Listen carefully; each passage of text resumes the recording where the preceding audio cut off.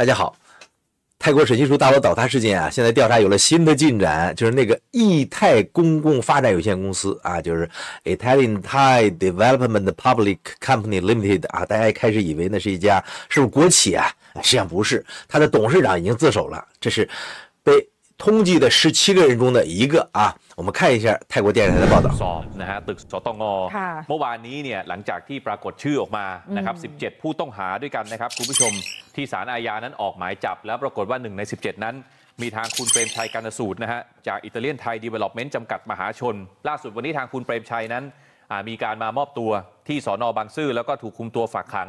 ศาลอาญาถนนรัชดาภิเษกในทันทีนะครับ8 นาฬิกาที่ผ่านมาครับคุณเปรมชัยกานสูตรนะครับกรรมการบริหารผู้มีอำนาจลงนามบริษัทอิตาเลียนไทยดีเวล็อปเมนต์จำกัดมหาชน1ใน17ผู้ต้องหา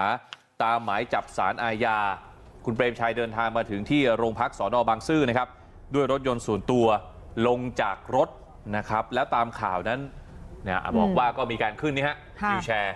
นะครับแล้วมีพยาบาลส่วนตัวเนี่ยคอยประกบพร้อมกับทนายแล้วก็ญาติติดตามมาด้วยนะครับเนี่ยสอบถามว่าสารภาพไหมหรือว่ากังวลใจอะไรไหมนะครับเจ้าตัวก็ไม่ได้ตอบอะไรกับทางสื่อมวลชน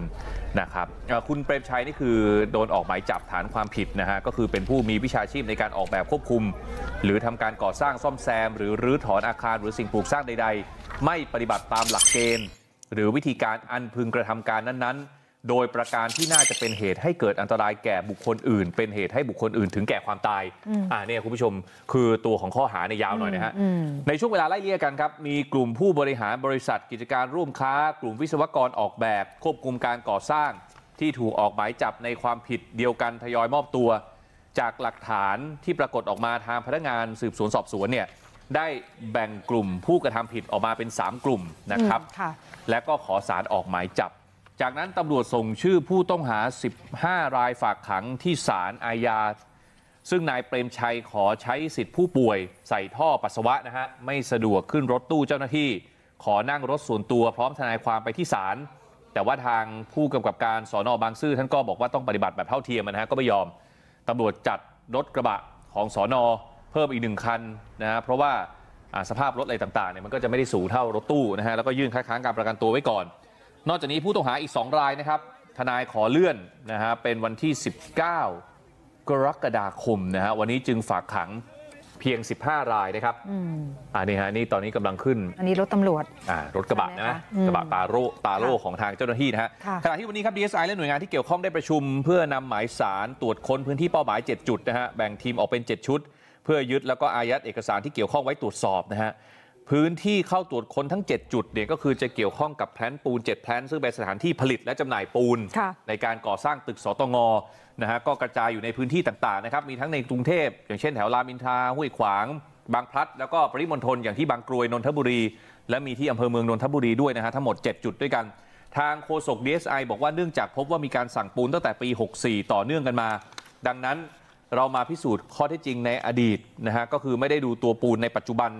นอกจากนี้กำลังรวบรวมหลักฐานขอหมายจับนายทุนชาวจีนคนสำคัญเชื่อว่าเชื่อมโยงกับบริษัท China Railway No. 10 ประเทศไทยจำกัดนะฮะในความผิดตามกฎหมายก็คือพระราชบัญญัติประกอบธุรกิจของคนต่างด้าวปี 2542นะเรียกง่ายๆก็คือนอมินีนะครับอันนี้คือคืบหน้านะฮะคุณผู้ชม好的，这就是一个比较短的新闻啊，实际上在其他的媒体也有报道啊。这个事儿啊不小啊，刚才我们讲这个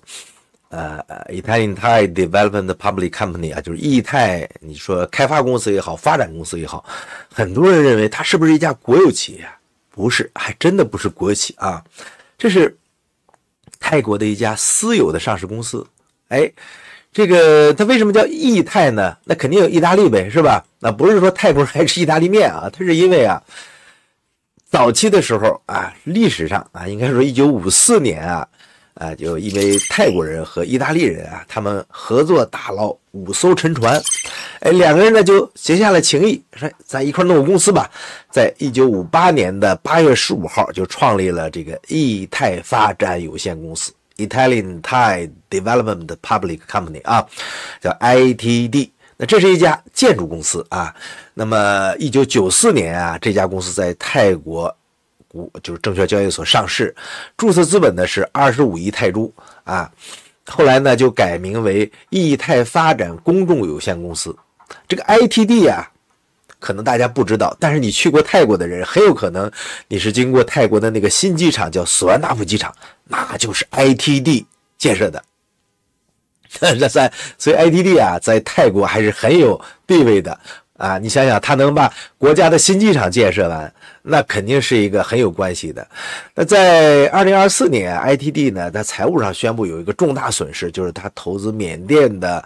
土瓦港项目啊失败了啊。后来呢，因为流动性危机呢，就调低了这个信用评级，所以 ITD 就是和中铁时局合资的那家公司，两家合资投标中了泰国审计署大楼这个项目。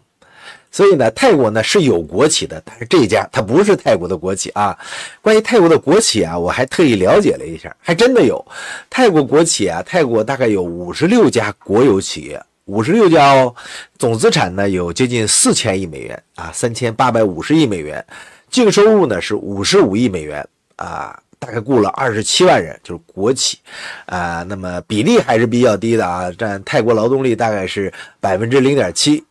那泰国政府啊，他把国企的定义呢，一般就是法律啊设立的特殊机构，比如有政府100%拥有，或者政府超过50%的这种有限责任公司啊、公共有限公司啊，主要和中国是类似的，集中在能源、通信、电信、交通啊、金融这些领域。你像泰铁啊，我们说泰国国家铁路，那就是泰电、泰国电力公司啊，曼谷公共交通管理局、泰国国际航空啊。泰国国际航空呢是疫情前就2020年5月呢就不再是国企了，就是持股比例呢低于 50% 了啊。还有就是泰国机场管理公司，还有泰国石油公司。而且泰国的国企监管呢是有一个国有企业政策办公室叫 SEPO， 它统一监管的。那么所以 ITD 啊，刚才我们说的这个意大利泰国啊公共发展有限公司呢，它肯定是不属于泰国的国有企业，因为它是由私人创立，就是刚才那位老人啊叫甘纳素，他的家族控股的啊。所以但是他应该说呀，在这次的审计署大楼倒塌里边呢，还是有相当大责任的，所以呢，他也被通缉，他呢是主动的投案了啊，这次啊，这个刚才那条新闻里边啊，虽然是比较短，但内容还是很长的。我们说呀，这里边啊讲了水泥的问题，7家水泥公司被调查。所以我觉得呢，这个看来啊，泰国对于这个审计署大楼倒塌啊，他还是要起码表面上要给公众一个合理的交代啊。怎么叫合理的交代呢？你不要欺骗老百姓的智商太狠，是吧？就是说，包括很多 YouTuber 在内啊，就是一个是他不懂建筑，第二个呢，他有一些情绪化的这种宣泄啊，就是说豆腐渣全是中资企业的责任。你仔细想想，他这个话是通不过去的。中铁时局是有相当大责任，这是没错的。甚至张传莲个人他可能也有领导责任。但是啊，他知道建设个大楼，它是需要人去建设的，需要大量的材料。而中铁时局啊，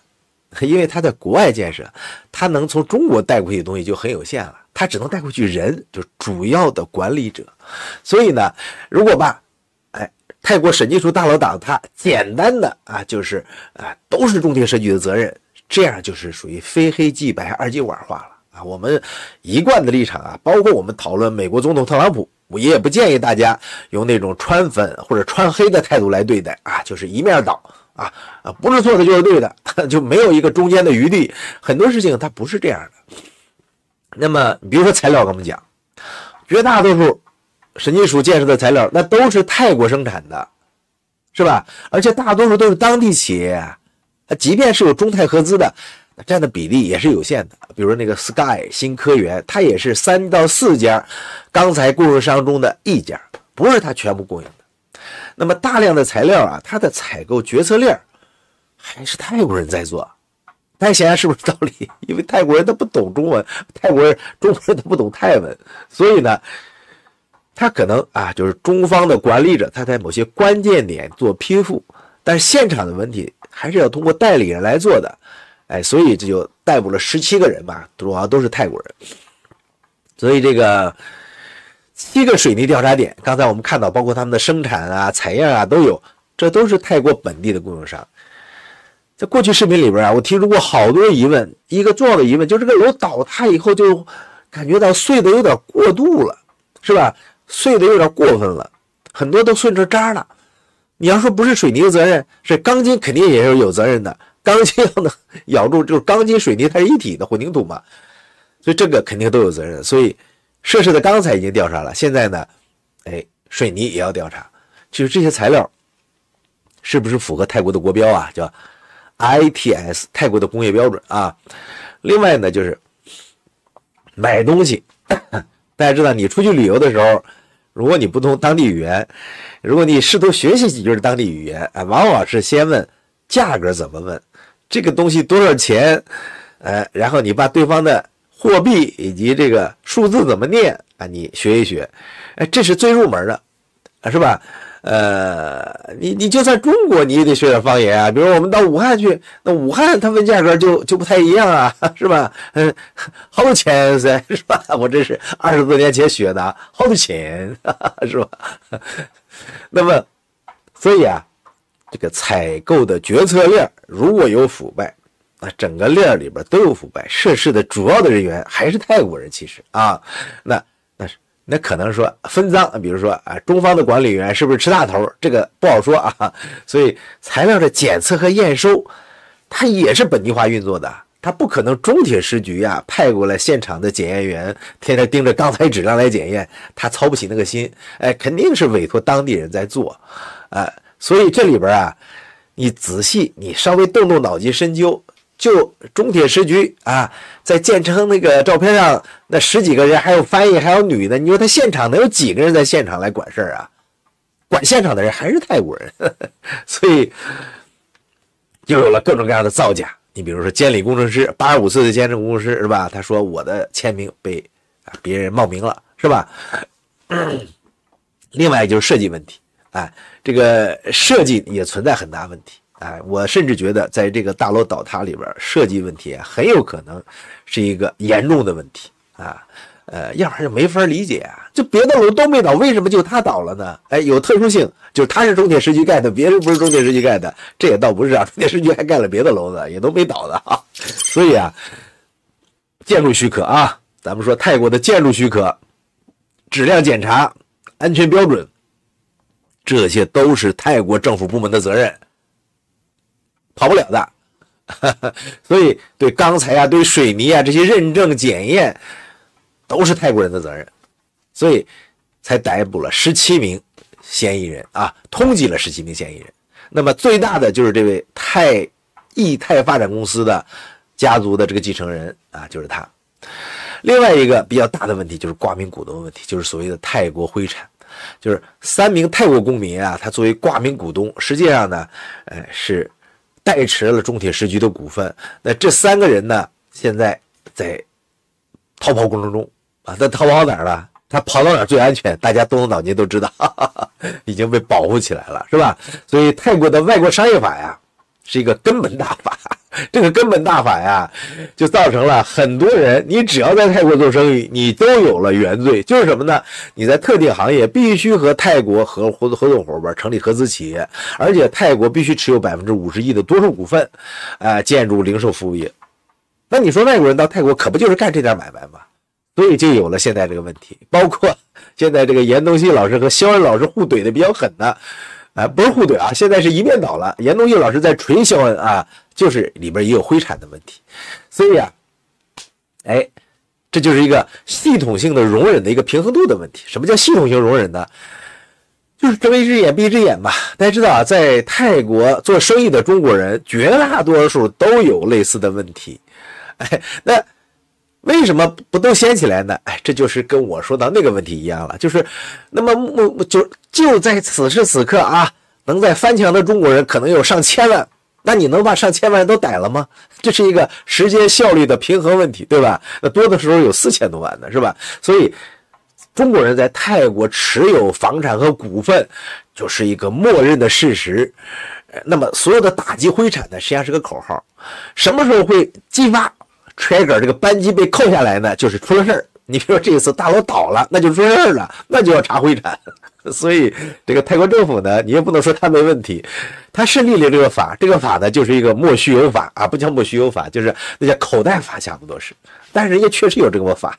这口袋法还不一样啊，就是说如果泰国所有的法律都被严格执行，那这个法律就不算口袋法；如果这个法律它不被严格执行，那就是一个口袋法。所以泰国系统呢，它还确实存在属于民不报官不究这个现象啊。那你这前2天这个严东锡和陈胖他们俩交集啊，你怎么还没告我们的传票怎么还不掉呢？自己去查去了，就是你不报我也要揪一下是吧？现在是报了，确实也很难揪，哎，除非你碰到了硬茬盯着你，你就难跑了。哎，无论是泰国审计署的大楼倒塌，还是肖恩这个事件，都算是碰到了硬茬了。这个严东锡老师啊，那是个不简单的人物，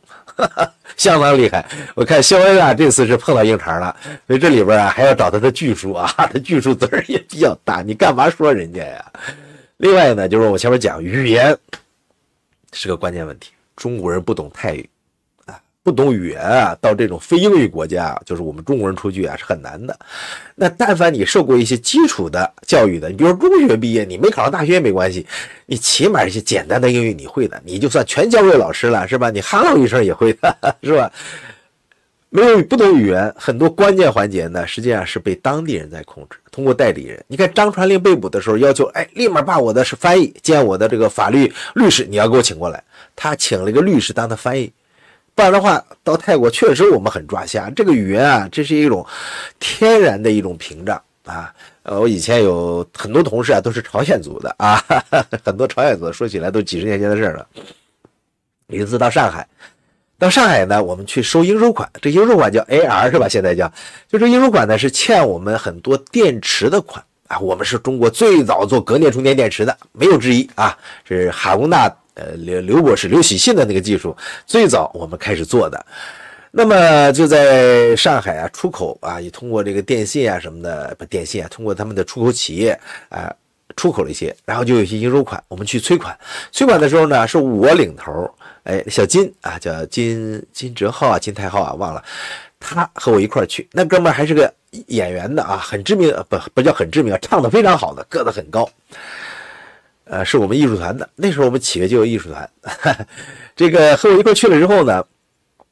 有一些事啊需要他和总部沟通，我就把这意思告诉他了，然后他拿起电话来，就哒哒就用潮语和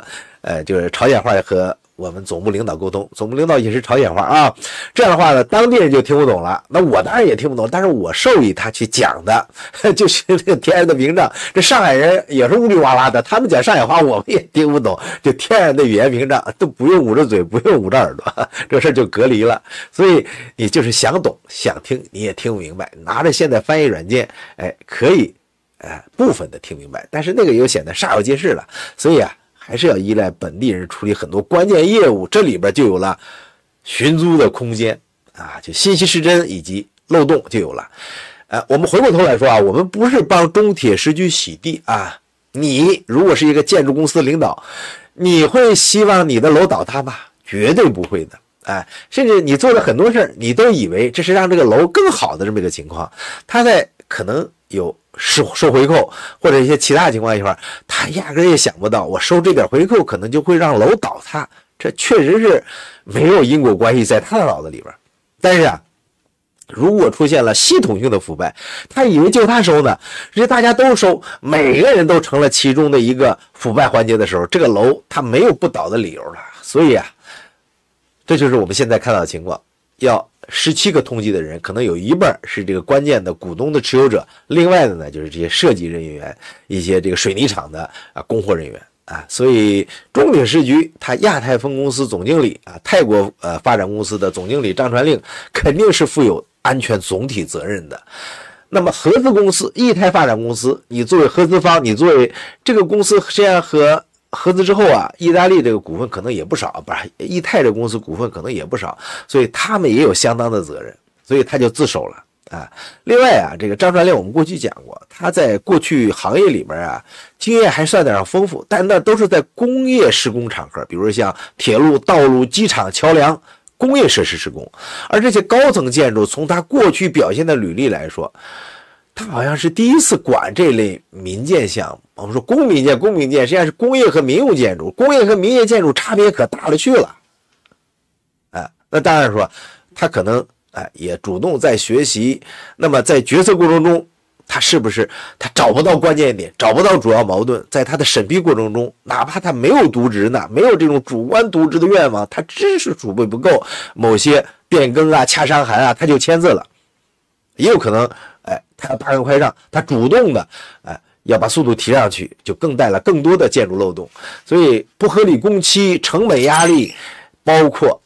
整个供应体系的崩溃，我觉得还有设计问题，就是这一次泰国审计署倒塌都可能的原因，泰国政府的责任也跑不了啊。所以泰国呢，目前来说呀，就是说这种灰色地带，它法律中的灰色地带，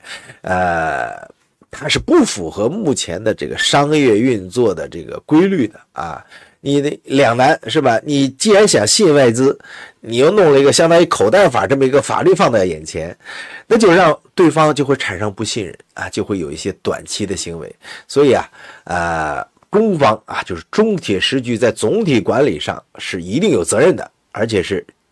就是主要的责任就是管理责任，而且泰国本地监管系统的失效，我觉得这个责任不比中铁时局的小再一个就是材料供应链里边整体的这个问题。所以我们觉得你看见一个蟑螂的时候是吧，这个可能满窝都是蟑螂了是吧？泰国的反腐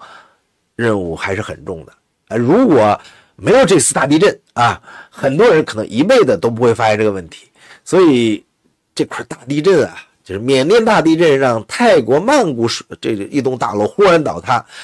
就暴露出了泰国它的这个政府监管以及建筑行业的各方各面的问题，这一个系统性的问题，绝对不是一点。所以这个地震是一个扳机那么中铁时局在泰国还有10多份的合同，包括在建的总合同额说是51亿泰铢，涉及到很多政府项目所以这种挂名股东在所有在泰国投资的中国企业都不同程度存在。所以这种灰色地带就灰产能够长期存在，不可能只是中国人的问题，它是一个复杂的利益网络和默契系统，需要大量的当地人来配合所以民不报官不究这种循环下去长期下去会把泰国的社会也会被破坏掉你看起来呢，我是把一部分权利我能抓起来，但实际上它最终破坏的是泰国法律。你还不如让这个法律适当的宽松一下，比如说某些行业你可以让外国人控股就是说你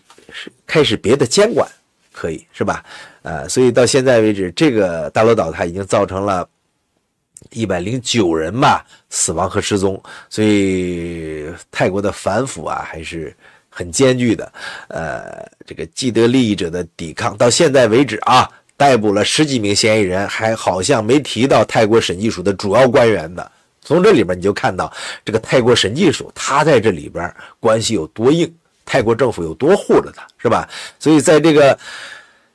跨国腐败是涉及到多个网络的这个就司法管辖区，调查取证也比较难。好在呢这个项目呢就是完整的是在泰国的那么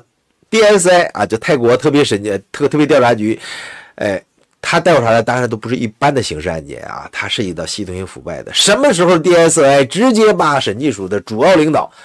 主要责任人开始逮捕的时候，这个楼才有了可能安全感。不然的话呢，只对企业来管就跟我们讲前面那个泰国主持人，泰国的就刚才说的 Thai Rush TV， 他的2名主要的主持人大概相当于中央电视台就是赵忠祥、倪萍那个水平的到泰国司法机构公安局把警察局报案，就是我检举，我认为泰国审计署领导有问题。你看这泰国人已经忍不了了，这是叔叔忍，婶子都忍不了了。所以这个腐败问题在泰国确实还是比较严重的。我们前天直播的时候给大家讲过，一个泰国的法官因为不满上级的压力，为了